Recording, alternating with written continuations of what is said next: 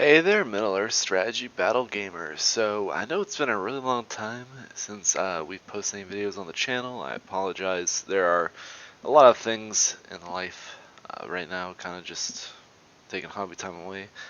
But I'm going to do probably one last video covering the new supplement coming out. So, I'm just going to talk a little bit about some of the new Easterling models that are out currently or that are being released, and just kind of giving a conversation, I guess, about what it's like to be an Easterling player in this time. Because a couple supplements ago, War and Rohan and Gondor at War, those two supplements, I'm a huge Rohan fanatic. So when all the new Rohan profiles models came out, I was ecstatic that I was able to have a lot of new toys to play with. So we're going to have a little discussion.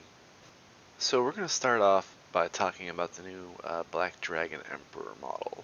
So this model I called way back when we kind of got news about the supplement. I was just kind of like, well, we might get a new Black Dragon Emperor, just because I think he has been mentioned before. So we did get the model. So my theory was correct. I'm very happy about that. But I kind of see this model being the center of a lot of Easterling armies coming up. So he's going to be, in terms of the role he's going to play in your army, I'm going to kind of assume that he's going to be similar to someone like Theoden King or LSR. Because in the past, Easterlings had two characters. They had Kamal, who was a ring wraith, and those are models you tend to try and lean away from making your leader because they tend to be a little less reliable. Like if they run out of will, they die. Things of that nature. And then Amdor, Lord of Blades, who was a pretty much the default pick. So I see this guy being a pretty survivable model. I have a feeling he's going to be pretty hardy and hard to take down. He's probably going to have a lot of damage output as well, as he's going to be able to buff up your army pretty good. So I have a feeling he'll be pretty much an auto-include in a lot of Easterling armies. Now segueing into these two new characters. So we have characters Rutabi and Brogir. I see these two guys being kind of really good. So I see these two models being really good side pieces to take with that Dragon Emperor. So like Brogir and Rutabi, one of them's a kind of a Black Dragon Priest with some buffs, and then the other one is a really good fighter. So I see both those guys being two really good includes with an Easterling army. And depending on points values, some players might be inclined to also take Amdir with the so kind of four characters. I think that we're gonna see some really good Easterling armies. Like there's gonna be a lot of different builds now players can take. So they can take the Dragon Emperor with three. They could take. I think Borgir is the one with the sword and shield, and then they can take Amder, so they can have three beat stick martial characters, or you can take Kamal and take the Rutabi, so you can try and take some magic buffed characters. So I think that Easterlings now have some really good options. So I also include this. I actually did not know about this picture until recently. I was kind of looking around the Warhammer community, and I saw they actually are going to be releasing some Black Dragon models. So I'm really stoked with that because I know for years they have not had models for these upgrades, basically. So the fact that they got some pretty beefy looking Easterling guys with some pretty decorative looking shields and their own banner, kind of a command set, I'm pretty stoked for that because I've always been an advocate for if a model can take an upgrade or if a model can take, like if a model is given a profile or if a model can take an upgrade, they should be given a model. I think that whenever the supplement comes out, all loose ends should be tied up, I guess.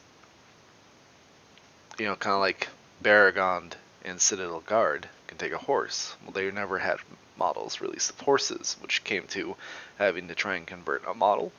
So I'm really happy that they released some models for the Black Dragons. So, but kind of talking about, but so here's how I kind of see Easterling armies playing out. So I have a feeling now that there's some Black Dragon models, because in the past I've versed a lot of Easterlings in the past with Black Dragon upgrades, and it's kind of tough to try and keep track of. like normally before the game starts, players like, okay, my guy's painted in black or the black dragons, but sometimes they're not. Sometimes they kind of paint a uniform army and decide they want to use some black dragons in there. So I think that's really cool that they have some models, and will make buying an Easterling army and playing Easterling against Easterlings and playing with Easterlings an easier option in terms of like, okay, I can buy a box of black dragons to go with. I'm going to buy a box of Easterling warriors, and I'm going to buy a box of black dragons. I'm going to buy these 3 heroes and a box of cataphracts, and that's my army to start. So that's kind of how I see it. I kind of see it as being an easier option instead of I got to buy 2 boxes of Easterlings, try and convert a box to look like more elite warriors. So, but I have a feeling in the future, once this supplement comes out, I think most everything but the Dragon Emperor has a profile that's on their web page to buy. But I think that everything but the Black Dragon Emperor has a profile that's been kind of released. But kind of reading the article for the Black Dragon Emperor, I have a feeling he's going to be a really key piece in your army. I think that characters like Amder and Kamal will kind of take the sideline, unfortunately. Um, but I also think that players are gonna start putting the two in with an army. So like I feel like Kamal will give you the ability to cast magic and then gank him with your Blight Dragon Emperor, or which is kind of more popular in this edition, it seems like to me. Even though I do think magic still has a really big place in the game, taking Amder on a horse with some cataphracts, and then taking Rutavi and taking Brogir to buff up your pike line because they have the Glittering Horde rule, and then taking your Black Dragon Emperor to buff them all up. I think will probably be the thing we see the most. So I'm kind of excited to see the different things. It's been a while since I've been to an event, but once this supplement comes out, I'd like to maybe try and go to one.